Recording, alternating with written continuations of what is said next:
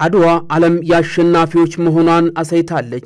በተለያዩ ክፍለ ዓለማት የነገሱ መንግስታት ግዛታቸውን ወደ አፍሪካ ሲያስፋፉ ኢትዮጵያንም ለማስገበር ብዙ ጊዜ ሞክረዋል። የጥንቷ ሮማ ወይንም ደግሞ የአሁኗ ጣሊያን ደግሞ በቀዳማዊነት ትቀመጣለች። አውግስቶስ ቄሳርና ኔሮ የተባሉ የሮማ ነገስታቶች ጦራቸውን ድል ተመትተው መመለሳቸውንም ጳውሎስ ኞኞ የኢትዮጵያና የጣሊያን ጦርነት በሚል ርዕስ ባሳተሙት መጽሐፋቸው አስቀምጠውታል።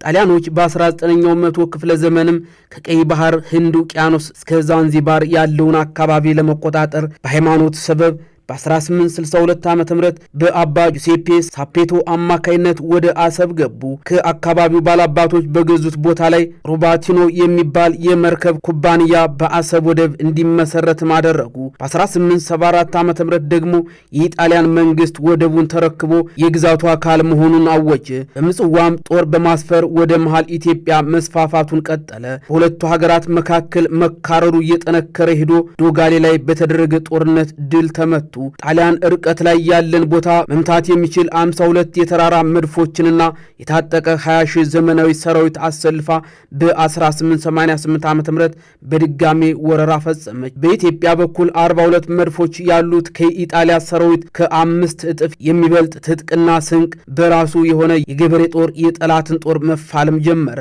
ሰዓታትን በወሰደው እልህ አስጨራሽ ጦርነት ታዲያ በኢትዮጵያውያን አሸናፊነት ተደመደመ።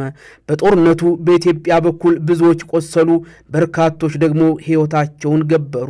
በኢጣሊያን በኩል ደግሞ ጀነራል አርሞንዲና ዳቦር ሜዳ አድዋ ላይ ሕይወታቸው ሲያልፍ የኋላ ደጀን የነበረው ጀነራል ኤለና ወደ ኋላ ሸሽቷል። ጀነራል አልቤርቶኒና በርካታ መኮንኖችም ተማርከው አዲስ አበባ ከቆዩ በኋላ በሁለት ሀገራት ስምምነት መሰረት ወደ ሀገራቸው ተመልሰዋል። የተለያዩ የቅርስና የታሪክ ምሁራን እንደሚገልጹት በአማካይ 6 ሰዓት በማይሞላ ደም አፋሳሽ ጦርነት ኢትዮጵያውያን ጣሊያንን ድል ማድረጋቸው ነው የተገለጸው። በወቅቱ በተፈጠረው ሀገራዊ አንድነት ህዝቡ ያለምንም የሃይማኖት፣ የጎሳ፣ የጾታ ልዩነት በጦርነቱ መዝመት መቻሉ የመሪዎቹ የመሪነት ጥበብና የዲፕሎማሲ አቅም ደግሞ ለድሉ በምክንያትነት አንስተዋል።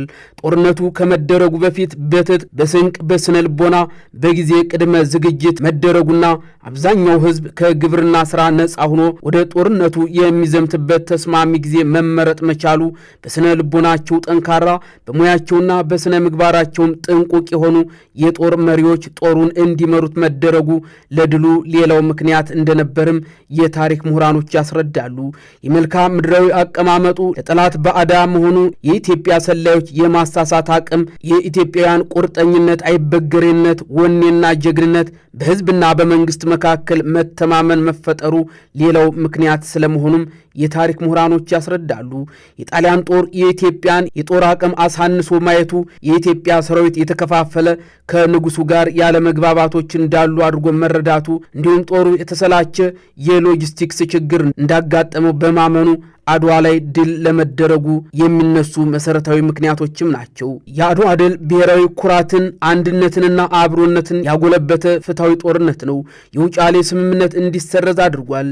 የኢትዮጵያ የዲፕሎማሲና የውጭ ግንኙነት እንዲጎለብትም አድርጓል። አድዋ ዓለም የአሸናፊዎች መሆኗን አሳይቷልም ነው የተባለው። ከፍትህ ጋር የቆሙ ጣሊያኖችና ሌሎች ሀገራት ዜጎችም ተፈጥረዋል። ነጮችን የበላይ ጥቁሮችን የበታች አድርጎ የማየት እሳቤ እንዲሰበር እኩልነት ንቅናቄ እንዲፈጠርም አድርጓል። አድዋ በርሊን ላይ የተደረሰውን የቅኝ ግዛት ውል የሰበረ እውነተኛ የድል የነጻነት ጊዜ ነው። በዓለም ላይ የሚገኙ ጥቁሮች ከባርነት ለመላቀቅ ለእኩልነትና ለፍትህ እንዲታገሉ በር የከፈተ የጥቁሮች የነጻነት ድል። በቅኝ ግዛት የሚገኙ ሀገራት ለነጻነት፣ ከነጻነት በኋላም ሀገራት የኢትዮጵያን ሰንደቅ ዓላማ ቀለሙን በመቀያየርም አርማቸው አድርገው እንዲጠቀሙ ያደረገ እውነታም ነው።